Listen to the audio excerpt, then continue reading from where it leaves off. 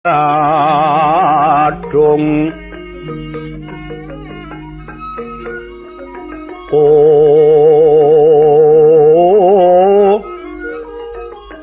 ngas kandanyo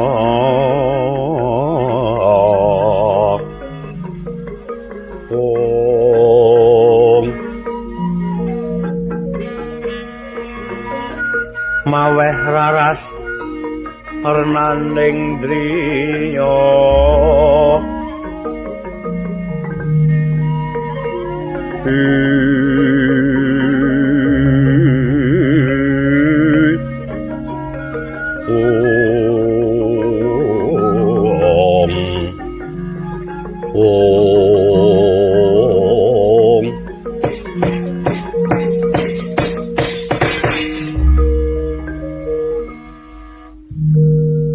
yen sun rasa saya karasa yen gilu kuwi mbok ngranuwi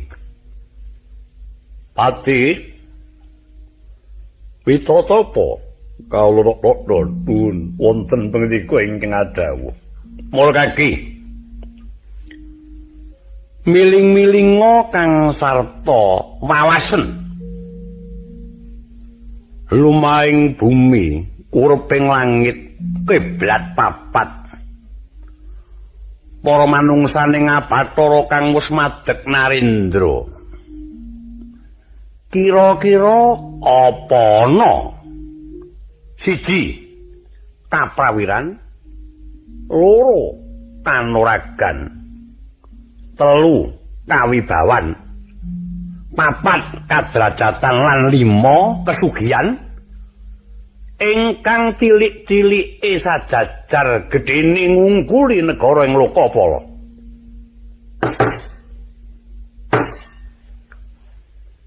Mboten tupih kula sampun tuwuk anedha kekutahing praja labet saking lumintir ganjaran paduka Kanjeng Sri Narendra nanging mugi-mugi atur kula menika mangke andadosaken sukurnaning penggalih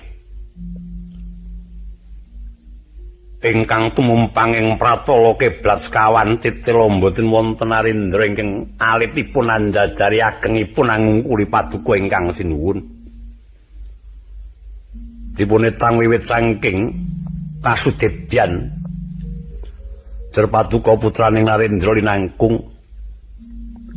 kulina sanget anglar jajan ngrupak papaning mengsah nyengkalak raja padha ijen tanpa ruwang